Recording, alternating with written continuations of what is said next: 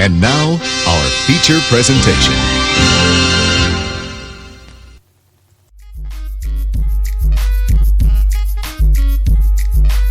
Hey everybody, we are back. It is the WD60 Sports Talk Podcast. I'm your host, Steve Willis. I almost said the cheap seats with Steve and Steve. Hey, I was waiting for one of us to do that. 2020, it is a brand new year.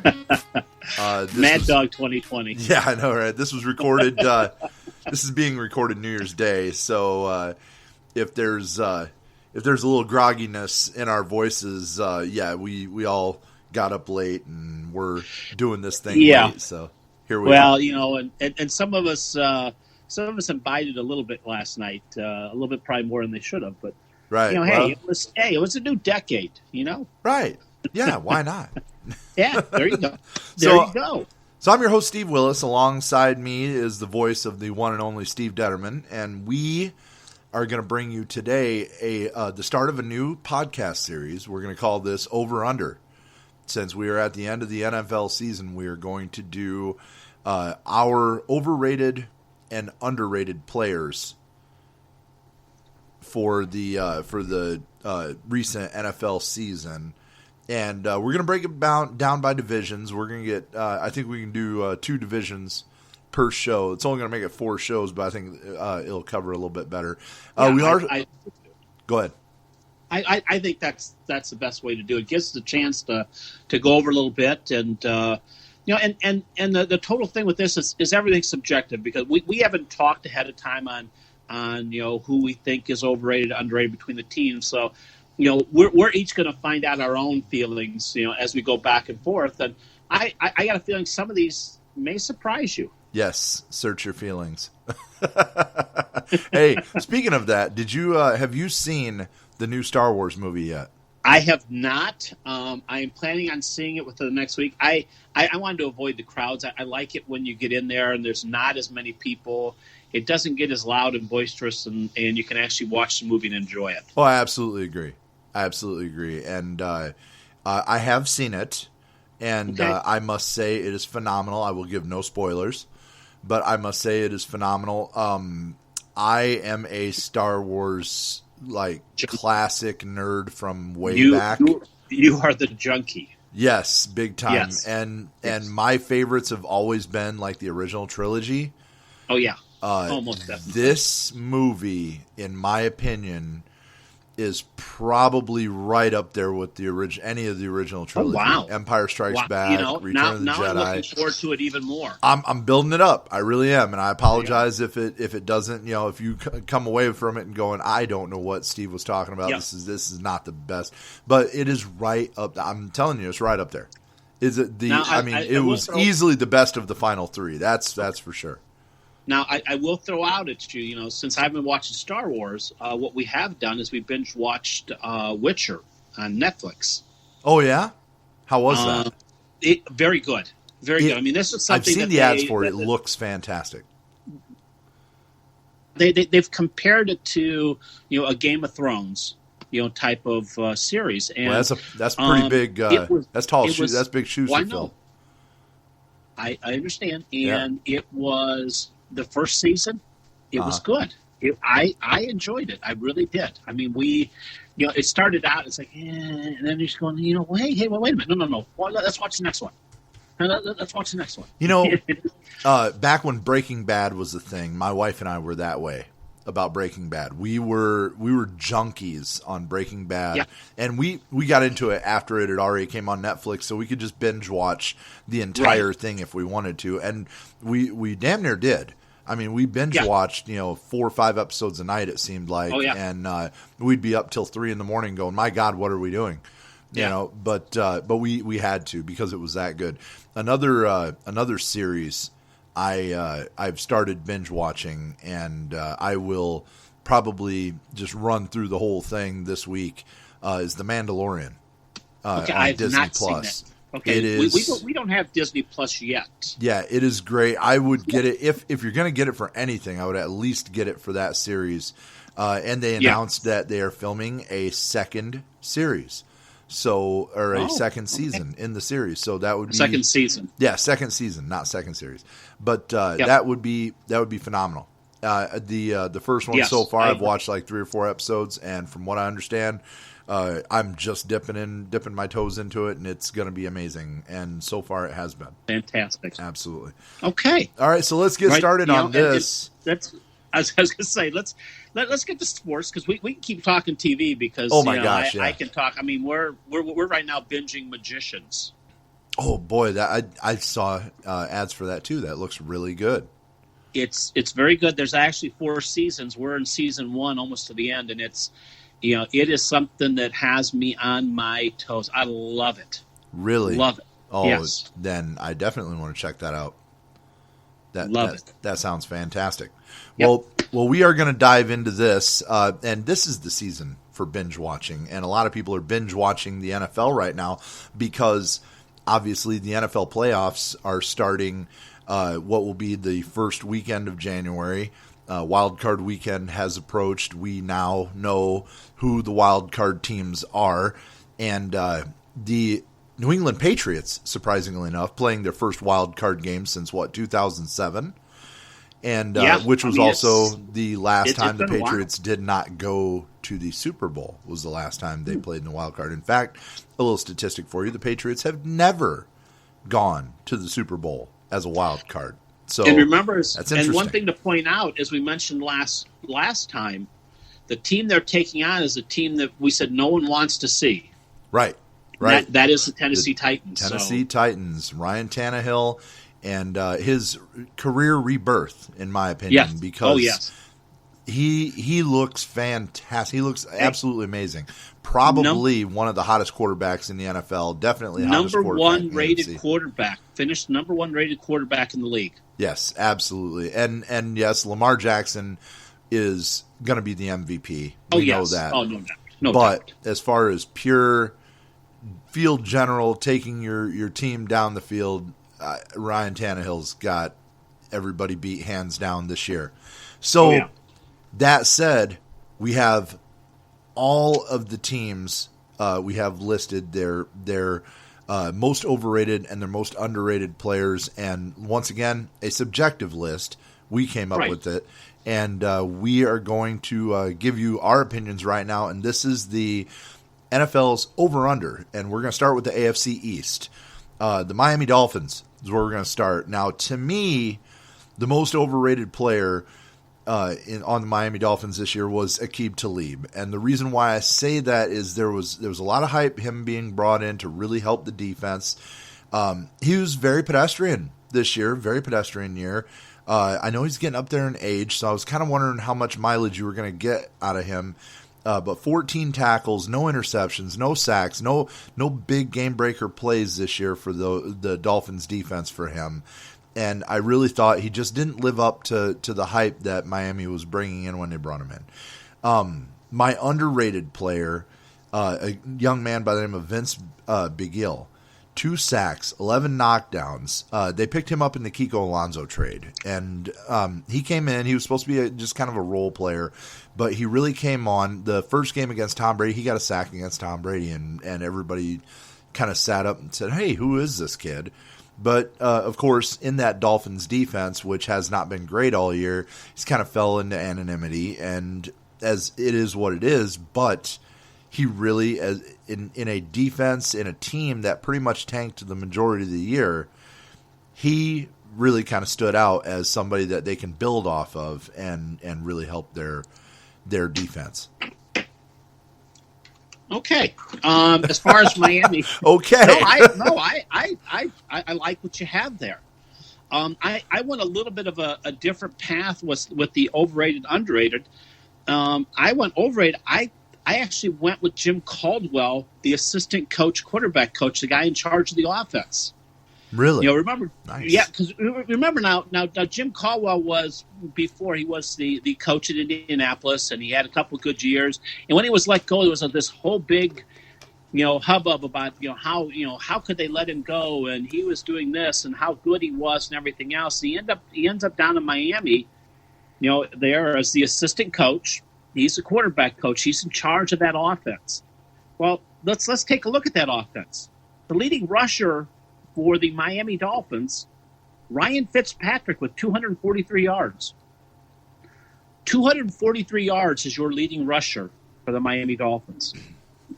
Overall, the team had only 5,273 yards. 5,273 yards as a team. Yeah, I think Jameis Winston passed for more than that. Well, what I'm saying, I have it down here. Jameis Winston threw for 5,100 yards. Oh, okay, so almost as much. As many yards by himself as Miami had for the whole team for the year. Right. So, I mean, overrated. For Miami, for me, it has to be the total offense, and you go right to the top and you say, hey, what the hell are you doing? I mean, come on. Your quarterback is your leading rusher? You got to have something there. This is the NFL. You've got to have something. And then as far as underrated for Miami, I have no one. I thought they all stunk. I didn't think anyone. I couldn't look there and find something good. I like Pat there and I agree, but I mean, to me, that's like find that in the haystack. And the problem is the haystack was so tall, you couldn't really find it. And I looked at that team and said, if I was a Miami Dolphin fan, I just say, you know what? What's to do? Just wipe out the team. Let's start over and bring something in because it can't get any worse than this. Hey, and then we'll talk about Cincinnati later. Yeah, believe me, it was hard to find an underrated player, but I did my due diligence. And you're breaking just a little bit, so you might want to double check your Wi-Fi. Okay. So move on to the Jets. The New York Jets. There was a lot of promise in the beginning of the season for the Jets, and it kind of fell away. I know Sam Darnold got hurt, and I know. Le'Veon Bell started slow. I mean, he finished, fair, but he started slow. But my big overrated was Demaryius Thomas. They brought in Demaryius Thomas thinking he was going to be the big threat. He had 36 receptions on the year, but only 433 yards. He was fourth on the team in yards. And so, in a short passing game, you can understand getting a lot of receptions, but he needs to push the ball down the field a little bit and make a play here and there.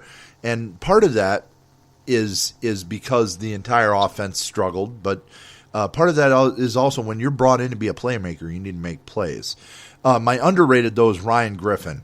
I mean, as far as tight ends go, he's one of the best tight ends nobody's talking about. 10 yards per catch is what he did the entire year on average. 5 touchdowns, and really a good bright spot on that Jets offense. And I think, once again, a player that you can build around. Now, he's not Travis Kelce level. He's definitely not George Kittle level, but he is a good, serviceable tight end in that tight end leak offense that they like to run.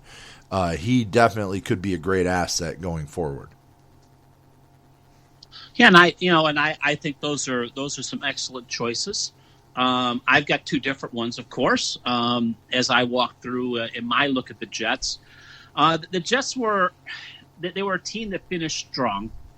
I think that's the only thing that saved the coach's job up there was a strong finish. But in taking a look at this, you mentioned my overrated player. You mentioned him, and you kind of backed off and then went to Denarius. My overrated player was Le'Veon Bell. Le'Veon Bell was, he held out for the full year from Pittsburgh. Was a big free agent signing, 4-year, $52 million contract. $52 million. And what did you get for $52 million this year? Well, you only got 789 yards rushing for a 3.2 average. You only got 3 TDs out of Le'Veon Bell. And I understand that, yes, the offensive line is not the best. The offensive line, pretty well stinks. But for that amount of money, I mean, you have to have some production. You remember you're playing 16 games. And if you take a look at that, I mean, To get 1,000 yards, you have to average, what is it, like 80 yards a game, maybe? I believe it is, or 70 yards a game. About 70 yards a game. But about 70 yards a game to get to 1,000, and he hit 789. So I mean, it's just to me, it's like, my gosh, for what we're paying this guy for, he's not really producing. He's not really doing what we wanted him to do. And and yes, we can talk all about that line, but still, at $52 million, you have to produce. And now, as far as my underrated, I went a little bit different than you did. I went to the safety, Jamal Adams. And Jamal Adams, I think, it's a guy you don't really hear about. It's someone that, the Jets defense, no one's going to, mistake them for gangrene that we knew of, a while back there. But Jamal Adams, the safety, 75 tackles, 61 solo, which is tremendous. But here's the thing. As a safety, 6.5 sacks.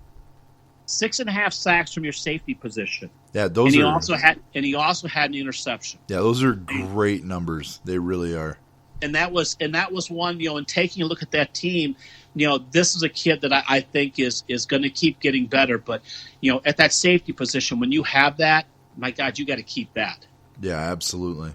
Absolutely. Those are, and when I looked at Le'Veon Bell, that was, he was originally going to be my overrated player, and then I backed off and went to Demaryius Thomas. But Le'Veon Bell very easily could be just as overrated. Yes, definitely. Oh, and that's it. I mean, Demaryius Thomas. I mean, for what he was out in Denver and everything else, to come in and do that, I mean, that just it's a head shaker. Yeah, it really was. On to the Patriots now, the New England Patriots with the wild card this weekend against the Titans. My overrated was Ben Watson. Now, this may not be the most fair assessment because he had pretty big shoes to fill in one Rob Gronkowski leaving. But at the same time, Ben Watson's been in this league for a while. He knows that he had to step up. He knows that he had to be a big part of that offense. And with only Julian Edelman being the one bright spot on that offense, aside from him, he was going to have to make a lot of plays. 17 receptions throughout the entire year. That's one reception a game on average. 173 yards. That's not a lot. I mean, he needs to step up. Now, I wasn't expecting him to have Travis Kelce numbers. I wasn't expecting him to have George Kittle numbers. I wasn't expecting that. But I was expecting maybe 30 receptions. Hit him twice a game. Maybe a couple of touchdowns, a couple more touchdowns, hit him in the end zone. But the Patriots offense, and once again, this may not be fair because also the Patriots offense struggled because the offensive line struggled. Tom Brady is showing his age. I don't care what you think he is. And so I see it as being not completely fair, but once again, Ben Watson, big players make plays. You need to be able to make those plays. My underrated, J.C. Jackson. A lot is being said, and it's hard. It was really hard to find somebody underrated on this defense. This defense is very good, but to look at what their defense has done and the focus on Stephon Gilmore, J.C. Jackson has quietly pulled down 5 interceptions and 29 solo tackles, and that if you don't, I mean, you don't want to throw the ball to Stephon Gilmore's side. You just don't want to throw it to his side. So you go over to J.C. Jackson, try and pick on him, and you're going to get picked off.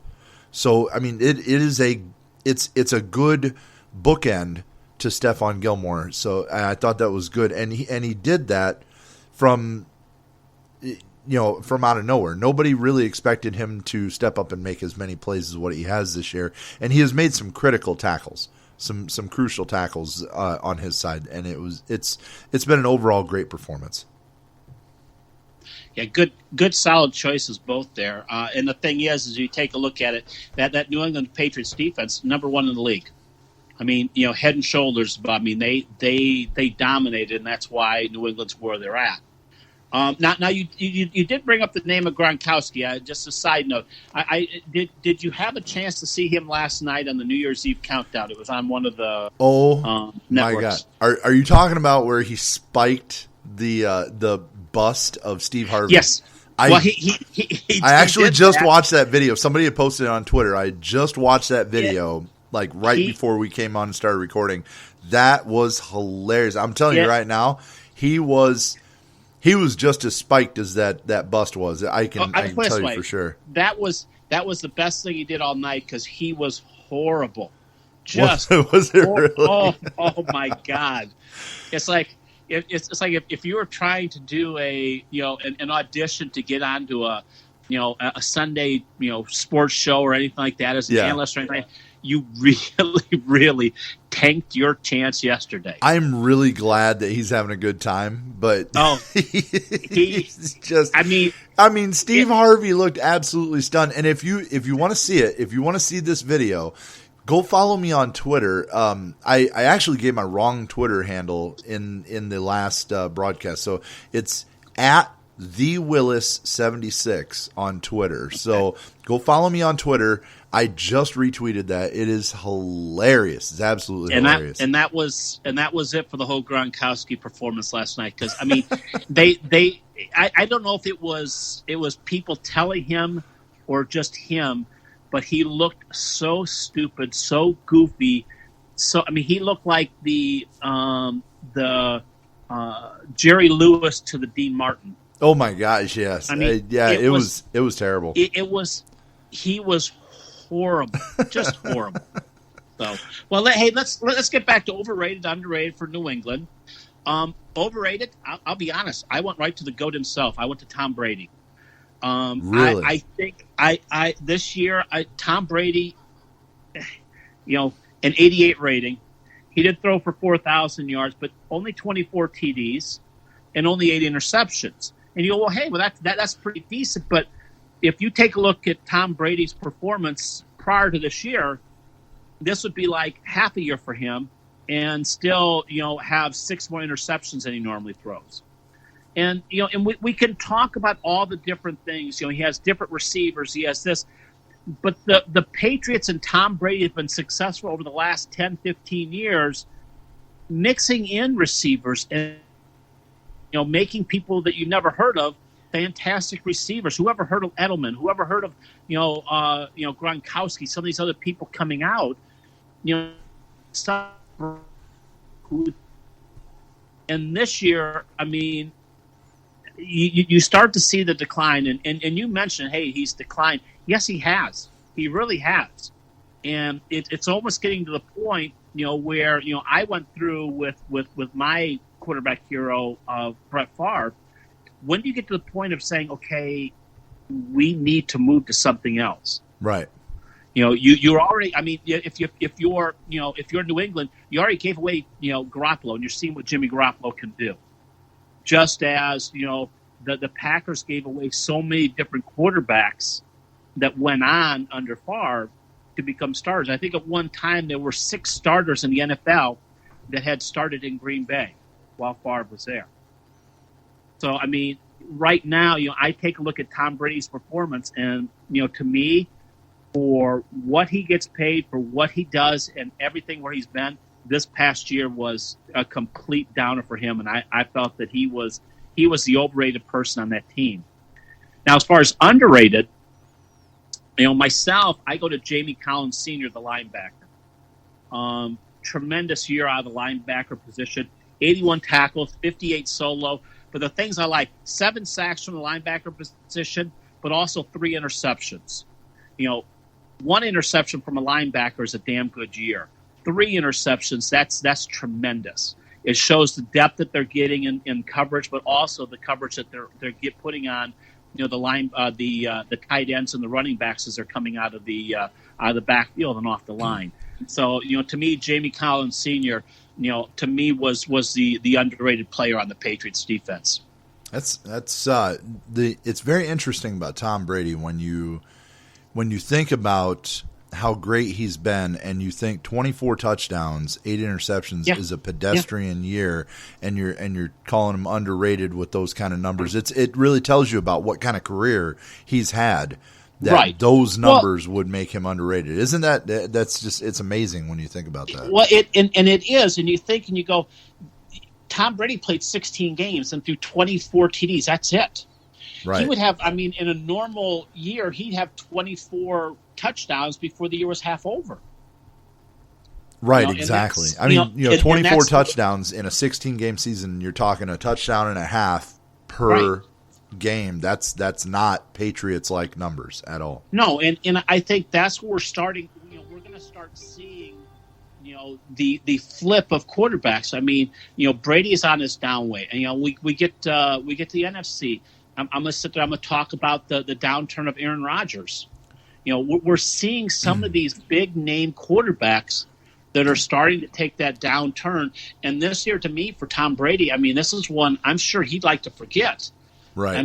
They did win. They won the division, but they're in a wild card game that they never should have been in. They won the division, but barely. Yes. They had to beat. They had to beat the Bills to win that division. Speaking of the Bills, moving on to Buffalo. Yes. Because we have to get this going because we're already at like 25, 26 minutes. I see that. The Buffalo Bills, my overrated was Frank Gore. Now, this may not be fair, and I don't really it was hard to really look at the Bills team. As good as the defense was, I couldn't really find any overrated players there. But as far as Frank Gore, his name kind of precedes him. As good as what he did in San Francisco, as good as what he did in Indianapolis, he comes in and splits time with Devin Singletary. Gore comes up, Singletary on the same offensive line comes up with 5.1 yards per carry. Gore comes up 3.6 yards per carry. He's slowing down. I think he's on the tail end of his career, of course, running back as long as what he has been. It's been a long career, but I think it's going to be, he's looking at definitely on the downhill, put it that way. I guess that's the best way to put it. As far as my underrated goes, Cole Beasley, and Cole Beasley, I feel like he's been underrated for his entire career. Even when he was at the Cowboys, when he played for Dallas, and he was with the Cowboys, I feel like he was underrated. He stayed right behind John Brown as a solid number 2 in the Buffalo offense. 778 yards, 11.6 yards per grab, 6 touchdowns. He was a very viable part of that offense. And like for example, I mentioned the Cowboys. A lot of people think about Michael Irvin when they think about the Super Bowl Cowboys, but not too many people remember Alvin Harper. But Alvin Harper was a big part of that offense. And this is Cole Beasley is the Alvin Harper to John Brown's Michael Irvin in this offense. Now, I'm not saying they're that good. Don't get me wrong. I'm not saying they're the Super Bowl Cowboys. I'm just saying that he is a solid a number 2 as what I think you're going to find in the league right now. And he could be a number 1 on a few teams. That's as good as what he is. So he's very underrated. Oh, I agree. And I think Cole Beasley is he's one of those guys that just, he pops up. In Dallas, he was one of those guys that, you didn't look at because you had Irvin, you had Harper, you had all these other guys. And then awesome was Cole Beasley who was beating you. I can see that. For me, overrated, I looked at Frank Gore and I backed off on him and I went with no overrated. And the reason I backed off on Frank Gore, I'll tell you honestly, I looked at it the same way. Gore has that name, doesn't he? He's been around forever. He's done everything. I look at it, Frank Gore is, good God, how old is Frank Gore now? Frank Gore is, 36. How many running backs get to pass 30? I absolutely agree, which is why I said it wasn't completely fair. But no, and that's the thing, and I looked at it too, and I was right with you on it until I got to the point. I said, this is a 36-year-old. That's 15,000 rushing yards.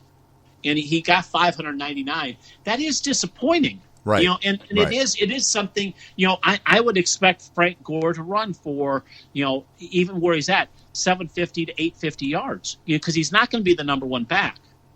So it was, to me, yes, it was disappointing, and I follow you with that one. I have no problem with that at all. Mm-hmm. As far as the underrated, I went to the defense and I took a look at Tre'Davious White, the cornerback.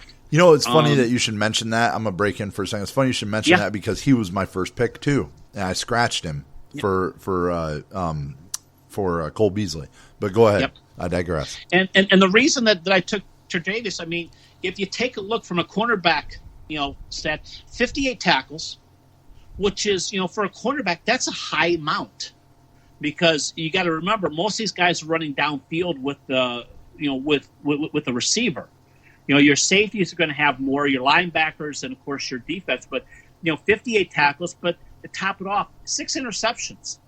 That's a damn good year. And this is a kid you don't hear about. I mean, he's not one of those, hey, this is our $8 million cornerback.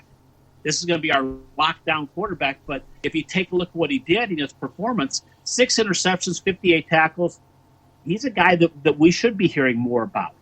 So my underrated player for Buffalo was Tre'Davious White, the cornerback. And that'll wrap it up for the AFC East for us. And that I think we had pretty good picks there. Really, I mean, subjective or otherwise, I think they're really good picks. We'll go ahead and move on to the AFC North now. Now the AFC North, you had Baltimore, and then you kind of had everybody else.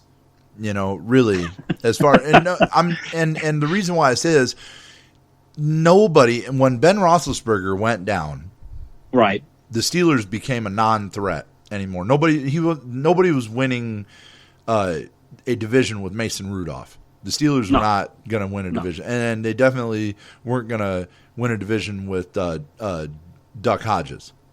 So who? Huh? Yeah, exactly. Who? Yeah, exactly. Yeah. So. So there was no threat there. After the first couple of games, you could kind of see that the Browns were definitely overhyped in the offseason. Oh, yes. And the Cincinnati Bengals, well, they're the Cincinnati Bengals. Yeah, well, you had the best and the worst. Yeah, so you have, Lamar Jackson and the Baltimore Ravens, and then just everybody else. And right. it was really hard to, when I looked at this and we were going to do this over under, I thought, Baltimore is probably the best team in the NFL right now. I agree. It is really hard to find somebody overrated on that team as good as what they're performing. However, I was able to find one. My one was DeAnthony Thomas. And here's why I have DeAnthony Thomas, because when he was released from Kansas City, he wanted to go somewhere to create a name for himself on an offense. Now, DeAnthony Thomas I feel this very much because I wrote an article about DeAnthony Thomas and how he was going to become a good wide receiver at some point. He was great in the kick return team for Kansas City a couple of years ago, and then he was released. Obviously, they ran out of room in the stable for him. Goes to Baltimore, and in the offense, in the receiving game, absolutely no impact. He had 1 reception all year for 14 yards. Absolutely no impact at all. He's done kick returns, and they've been okay, not spectacular. But he was average at best in the return game. So, to me, that was my overrated. Underrated for me, Miles Boykin underrated. 15.2 yards per catch. Yards per catch. 3 touchdowns. Miles Boykin really, I mean, in this offense, which is driven by Lamar Jackson and Hollywood Brown and Lamar Jackson's feet, Miles Boykin gets you big plays here and there sprinkled in when you need. He's not a touchdown machine, but he is a big yardage machine. To average 15 yards a catch, that's very, very good, even on a higher flying offense. There's only a couple of teams in the NFL that can give you somebody that can average that much per reception, and we're talking big play teams like New Orleans, Kansas City, big play teams, and he is one of them in a team that generally makes its big plays with Lamar Jackson's feet. He makes big plays with receptions. So he is my underrated, and nobody talks about him. They talk about Hollywood Brown, they talk about Lamar Jackson. Nobody talks about Miles Boykin. Yep, you got to go with the Domer there, and I agree. You don't see receivers with very high average of yards per catch because most of those passes now, they're so quick, they're out fast, and you're going to see the guys that will get the 130, 140 catches per year, but you're going to see their average be about 8-9 yards per catch. So to have it up at 15, 16, that is something that's tremendous. Going to Baltimore, my underrated player, I'll be honest, I got Mark Ingram, running back. Oh, wait a minute, Mark Ingram, he's been around for a while. He's done well. Yes and no. You got to remember, he's in his 8th year. He rushed for 1,018 yards this year, and he actually missed a couple games. 5-yard average, but this is only his 3rd 1,000-yard rush season. And the thing is that to come into a new place when you're in an offense that you have Lamar Jackson. Lamar Jackson ran for, I think, 1,400 yards. So you had 2 1,000-yard rushers on that team, and Mark Ingram, for what he brought you, because he was a free agent, came in. He was never really solidly what anyone expected out of Alabama. I think he was like the 2nd pick in the draft way back when.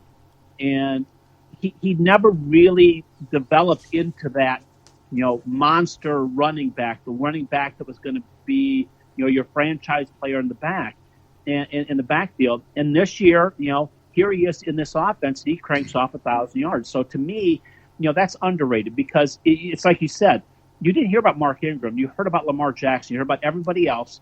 Mark Ingram, under the radar, 1,000 yards rushing. Right. As far as overrated, I'm going to Earl Thomas, the safety. Earl Thomas, of course, we all remember him back in the Legion of Doom and everything else they had up there, and how tremendous he was and everything else. To me this year, excuse me, for the position, 49 tackles, 2 sacks, 2 interceptions, only 4. That's not what you expect from a person that has that name Earl Thomas as a safety and what he's done in the past. It's not what you want in the backfield. He brings another coaching aspect onto the field, but you need that playmaker. You need that guy that's going to be the shutdown guy that's going to have those tackles up in the 60, 70, 80 range, but also is going to be the one that, 4 passes defended. No, he's going to be in there quite a few more. He's going to double that. And I think for what they're paying Earl Thomas, I thought this year was a very pedestrian year, very overrated for coming in on that team. Now, moving on to the Steelers, the Pittsburgh Steelers are kind of victims of just injury after injury, I think, this year, and that was a shame. But at the same time, that's this game has that, and of course the old adage, next man up, and everything else. So it is what it is. And in the Steelers organization, the most overrated player I found was for all the hype, and he was supposed to be the answer for losing Antonio Brown, Juju Smith-Schuster. 552 yards, 3rd in the team in receiving yards. Now, I understand he got banged up this year, and he was having a tough year, but at the same time, you're the replacement for Antonio Brown. You had big shoes to fill. You are supposed to be the replacement for the best wide receiver in the game, arguably, last year. And you couldn't step up. Now, once again, it's not fair. It's not fair because Ben Roethlisberger didn't make it past, game 2. It's not fair because he was trying to catch passes from a quarterback in Mason Rudolph who was not supposed to lead this offense this year. So it's not fair. but it's not fair. But then also the NFL is not always fair. People get hurt, and that's how it works. Fair league. Yeah, once again, big-time player needs to step up, make big-time plays. My underrated, Benny Snell. All right, split carries with James Conner, and all you ever heard about in that offense was James Conner. But Benny Snell had almost the exact same stats. 426 yards. James Conner had like 439 or something. 3.9 yards per carry. James Conner had 4 yards per carry. So he was doing the thing just the same way James Conner was doing it. A little change of pace, tried to keep Conner healthy. They both did an amazing job. And as good as what James Conner is supposed to be, splitting carries with Snell, and Snell does just as good, that gives you a lot of hope for how good he's going to be later on in his career. Agreed. Good choices there. Now, I'm going to kind of blow you away with my picks because I took a look, did a little different look. I'm going to do my underrated first. Go for it. My underrated is Watt. Whenever you mention Watt out there in defensive circles, normally you think of who? J.J. Watt, right? J.J., of course. Yeah, of course, J.J. Watt. No, you should be thinking T.J. Watt. T.J. Watt, 55 tackles, 14 and a half sacks this year. But he is playing in the shadow of his brother, and they aren't even on the same team. And it's to me, it's a shame because this kid is everything that J.J. Watt was when he first came in. And if he can avoid the injury bug that J.J. has had, he's going to be, I think, better than his brother. Wow, that's saying a lot. Oh, and I think so. But, I mean, if you take a look at his production over his first couple of years, he's there. And, it's a matter of whether he stays safety. But, my underrated T.J. Watt, 55 tackles, 14 and a half sacks on a Pittsburgh team known for defense. He brings that defense to the table, and he brings it every single week. As far as my overrated, and I know this is gonna surprise you, and you're gonna whoa, wait a minute. My overrated player in Pittsburgh is Ben Roethlisberger, and yes, really? he played one game, but I consider him overrated because he shouldn't even be on the team.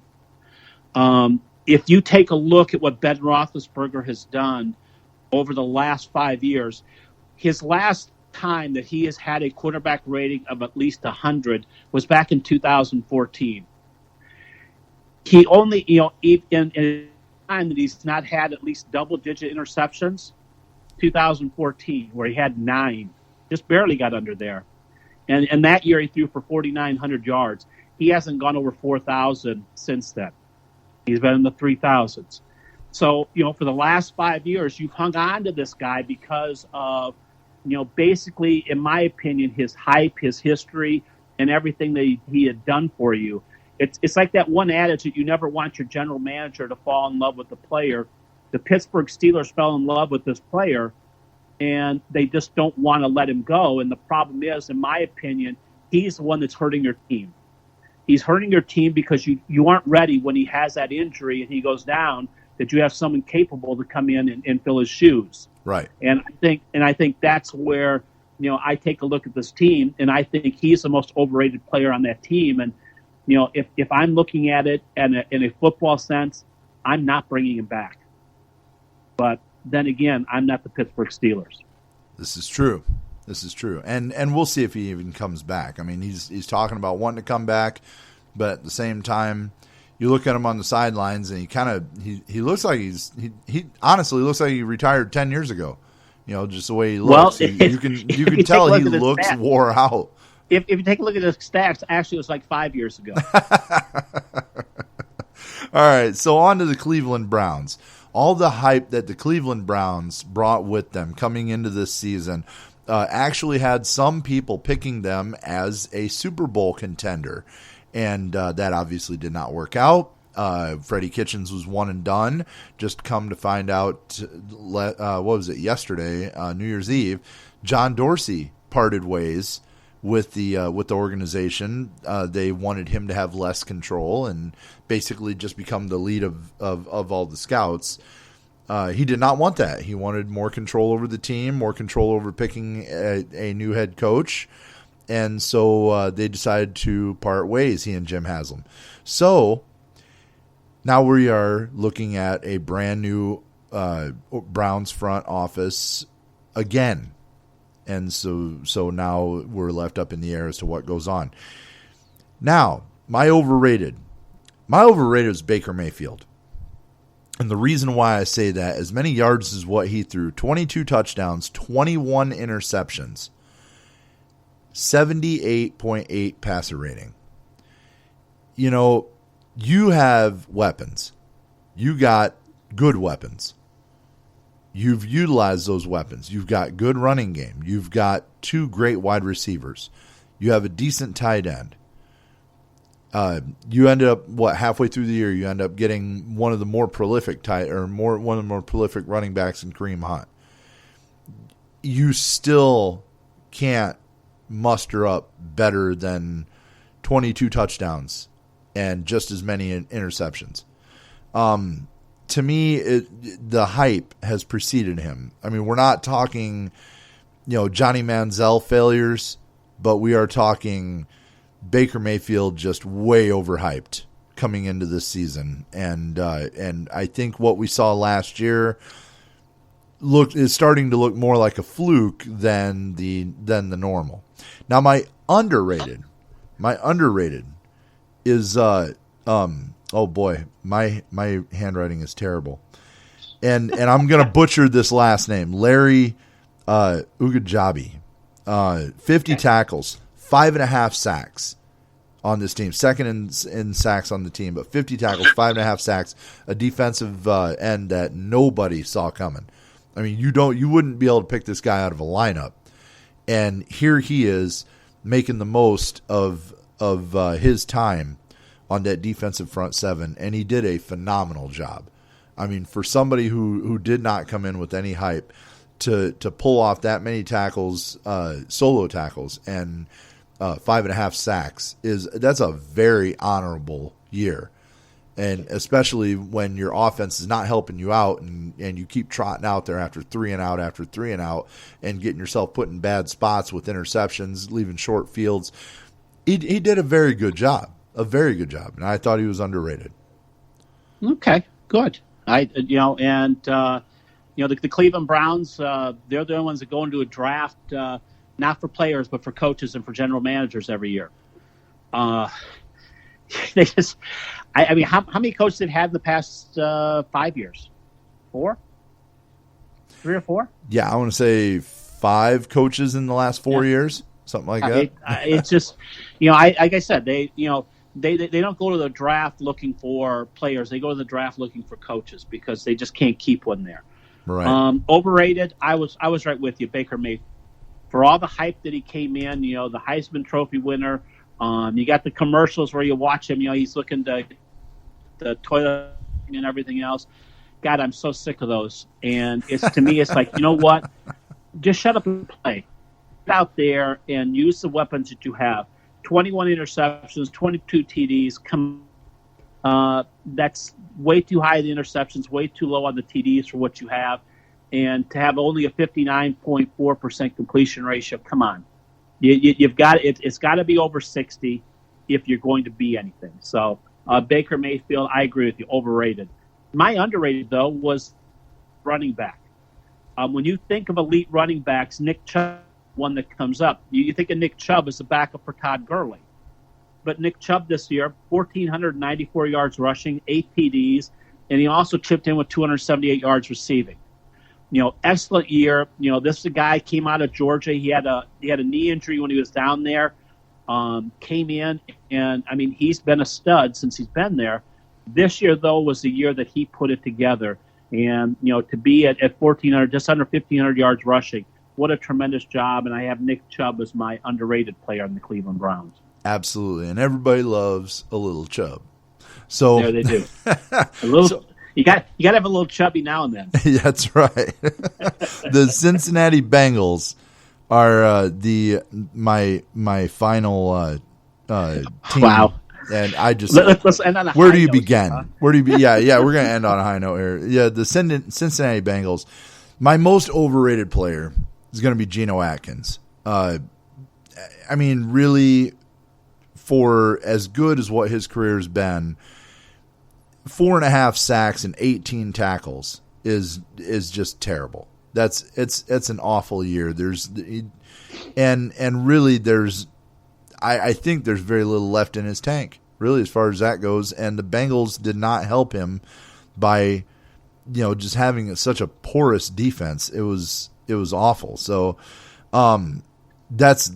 he's my overrated player.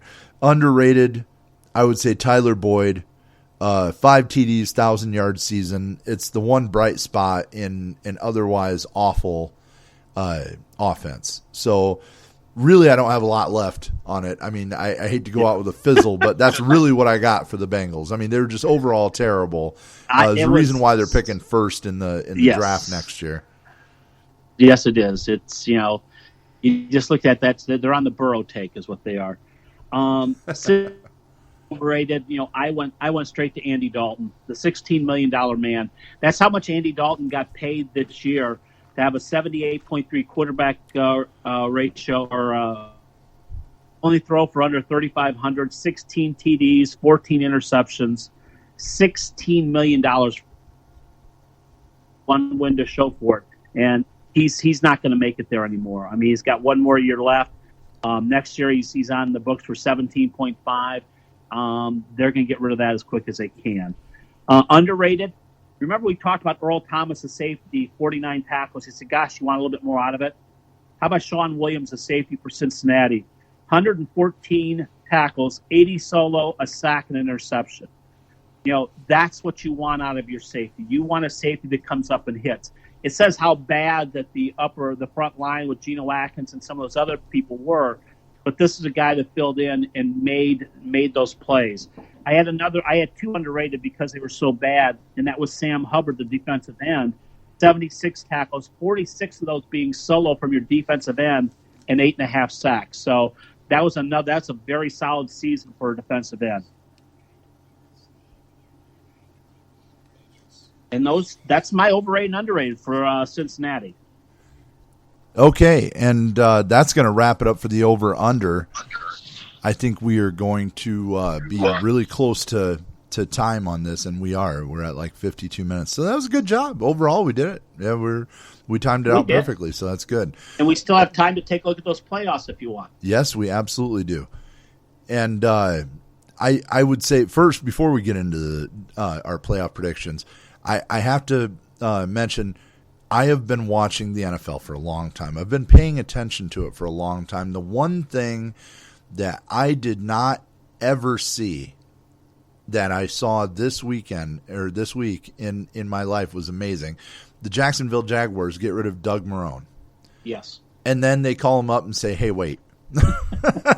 Let's have a do-over. Yeah, let's try this one more time. I mean, literally, it was the girl that broke up with the guy, and as he packed his stuff up and was getting ready to walk out the door, she stopped him before he could get to the cab.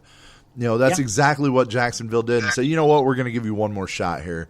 And he and the GM are on notice. So I mean, it's official that they are the hottest seat in the NFL going into next season. And that's 100% sure. But here's the thing: how comfortable, if you're Doug, how comfortable are you to even want to come back? After they already told you they're going to let you go. I mean, that's the thing I look at. Okay, you told me I'm going to let go. Now you're bringing me back, but hey, my job's in jeopardy. Well, no kidding, my job was in jeopardy. I lost it 2 seconds ago. I've never seen that happen before either, Steve. And to me, that just it's an indictment on the owners of the Jacksonville Jaguars right there. To me, I mean, you had a lot of drama in that locker room. The Jalen Ramsey thing really hurt. Yep. And then after everything's said and done, instead of getting rid of the head coach and removing that drama, I feel like you've just added more by keeping him. So I think it's going to be a circus. we'll put it that way. To be very kind about it, it's going to be a circus going into next year, knowing that your coach is on the hot seat, just going into the preseason. So, I mean, he's on notice now. The general manager's on notice. I wonder how many players are going to be too interested to try and push forward and keep Doug Peterson. And I don't know. We'll see. If you're a free agent, do you want to go down to Jacksonville? Hell no. No, absolutely not. Because you don't know what you're going to have 1 year into the next. I mean, it's you're on eggshells. Right. Exactly. All right. So playoff predictions. Playoff prediction time. Obviously, we have wild card weekend coming up, and this Saturday we have the AFC side: the Buffalo Bills, the Houston Texans, and then the Tennessee Titans and the New England Patriots. So, Steve, we will start with you. What say you? Okay. Well, first I want to say this is the first time I've seen them have both the AFC games on one day and the NFC games on the other. They usually have one AFC, one NFC on Saturday, and then the same thing on Sunday. So, love it or hate it? I like it. I really do. I like the idea that you get your AFC fix on the first day, your NFC fix the next day, and they both there's no competitive advantage as far as, hey, we have one more day to prepare. Right. That was the thing I thought too. I was like, both AFC teams have that extra day to prepare now.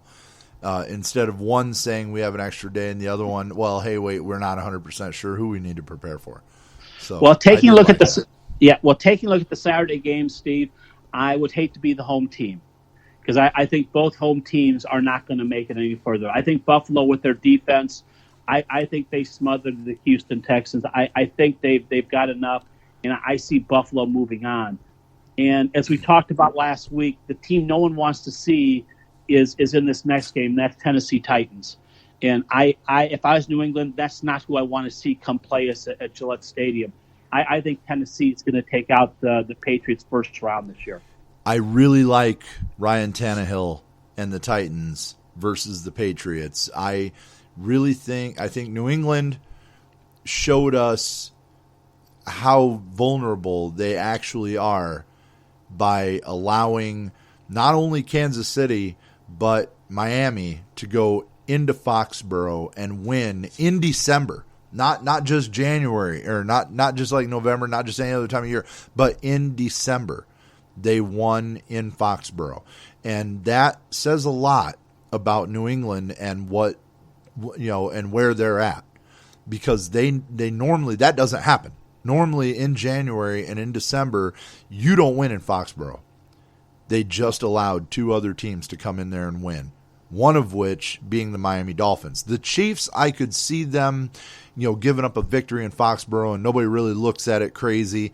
But the Miami Dolphins, a team that really should not, that on paper, they should not have beat Tom Brady and the Patriots in Foxborough and hang 27 points on that defense. But they did. They did. And I think the Tennessee Titans will do the same thing. The Buffalo Bills, their defense is good. I've seen the Texans do great things, but then I've also seen the Texans look absolutely pedestrian. And that's the problem I have with Houston. They're inconsistent. Deshaun Watson is inconsistent.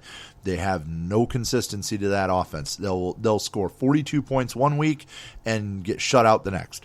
So I have no faith, no consistency in Houston whatsoever.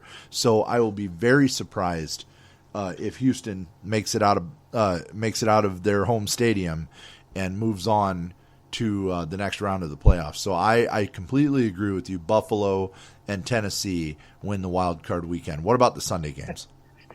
Sunday games, these are tough ones.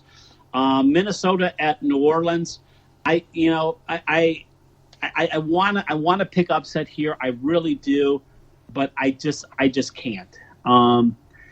If anyone's going to upset New Orleans right now, it's going to be Minnesota. I think Minnesota comes in and all of a sudden just throws a really high performance game. Kirk Cousins throws out of his mind, but then again it's Kirk Cousins, and Kirk Cousins just folds in big games. So I'd like to see the upset. I don't see it. I think New Orleans is going to take this one. As far as in the second game, This is going to be a lot closer than I think people realize. I mean, I know Philadelphia's hurt. Philadelphia's lost everybody. But then again, Seattle's hurt too. We got to see Marshawn Lynch come back and just go, wow, okay, so Marshawn Lynch is back. Who cares? The team is still going to be Russell Wilson's, and whatever he does is how that team is going to perform. I think this one, I think it's going to go true to form. I think Seattle's going to take this one. So I'm going to look at New Orleans and Seattle being out of the weekend for the AFC. Okay. When I look at the Eagles game and the Seahawks, the first thing I think is who's running the ball for Seattle? How do you prove to me, if you're Seattle, how do you prove to me you're not a one-dimensional offense right now? Marshawn Lynch was not the answer. Marshawn Lynch, I think, carried the ball like 4 times, 6 times, something like that. He was not the answer. All right. And, for Philly, their offense has been okay. Their defense has been banged up. Their offense has been just okay. But I don't think it takes that much to beat Seattle. I really don't. I think this game is going to be remarkably close. And in fact, I would even give Philadelphia a shot at winning this game.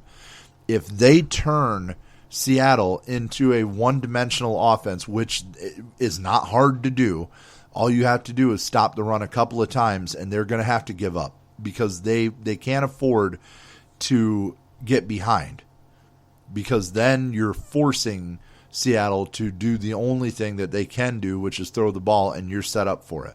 The Philadelphia defense can still defend the pass.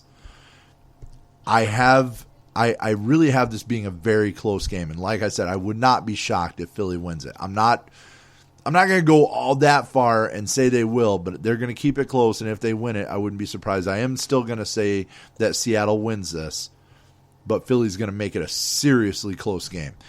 On the other side, I don't think this is going to be close.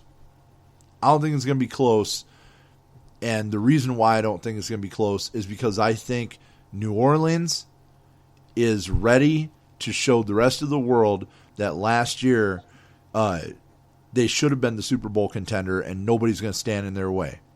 We all know it. We all know they got screwed out of going to the Super Bowl, but I think they are motivated. They're so motivated. They're a freight train, and they're ready to just mow down everybody. Minnesota, Kirk Cousins, not a great primetime guy, not a great playoff guy. They have a fantastic defense. They have probably one of the best running backs in the game. The only way Minnesota has a chance is by running the ball, controlling the clock, and keeping it out of Drew Brees' hands. And I don't know if they're going to be able to do that. If they can run the ball early and run the ball often, Minnesota's got a shot. But if they have to put it in Cousins' hands to win the game, there's no chance. Have they announced whether Dalvin Cook is going to play or not? As far as I know, he's going to play. Okay. Now that does add a little bit to that game if he's able to run, because without him in there, that really put the clamps on their offense altogether, because they are not a pass only team. Exactly. And in order for Kirk Cousins to even operate, he's got to have a running game to be able to open up for his play action and any passes that he does make. Right. And just a little note here. I know I pulled back a ways.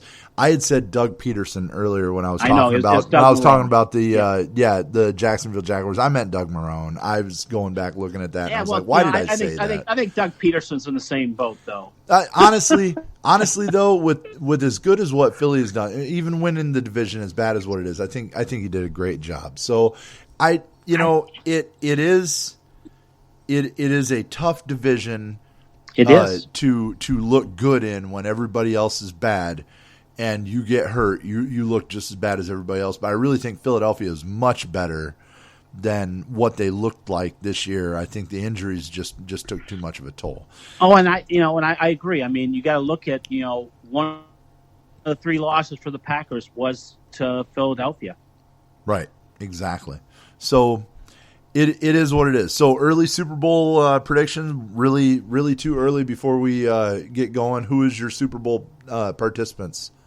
Who are my Super Bowl participants? If I have to look at it just from where we're at, Baltimore, San Francisco. I mean, I think they're, until someone can knock them off, I mean, those two are the top. I mean, they were head and shoulders the whole season going through. Okay. My Super Bowl participants, I said it at the beginning of the year. I'm going to say it now. Green Bay, Kansas City. It's going to be Green Bay, Kansas City. It's going to, and here's why. Okay. Aaron Rodgers has the playoff pedigree. Aaron Rodgers has a team good enough to do it. Aaron Rodgers has a defense good enough to play right now, and he has a run game that can keep them in close games. Kansas City, they're finding their defense right now. They're finding the fact that they don't have to put it on Patrick Mahomes' arm, and we've seen that. And last week, they showed you against a team that's very good against the run, 6th in the NFL against the run. They ran for almost 200 yards. They can run the ball. They are capable of running the ball. And everybody says, well, what about Baltimore?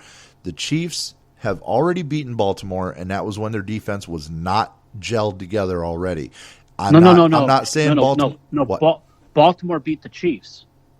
Kansas City beat Baltimore. Did they? Yes. Kansas City beat Baltimore earlier this season. No. I thought it was the way around. No. Chiefs beat Baltimore earlier this season. And everybody's saying, oh, well, the Baltimore wasn't gelling as good then. The Chiefs' defense was not gelling as good then either. It's still going to be a great game. Right. It's still going to be a struggle. I still say if you take Kansas City and their defense, and now they've proven they can run the ball on the road to Baltimore, they find a way to contain Lamar Jackson, which is not easy to do, but as long as they find that way, they have a pass defense good enough to defend against that Baltimore passing offense. I like Kansas City as being the only threat to Baltimore in the playoffs, but I do think that they would be good enough. And I think right now that's the only threat I see. And Andy Reid is Kansas City, and Andy Reid has not dropped a game to John Harbaugh ever. So that's another thing to remember. So keep that in mind.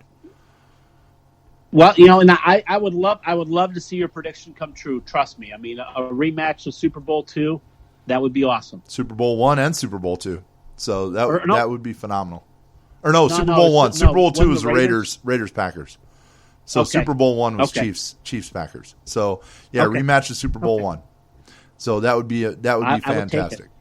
So anyways, with that, we are going to get out of here, and we will be back with the next podcast. We are going to cover the AFC South and the AFC West.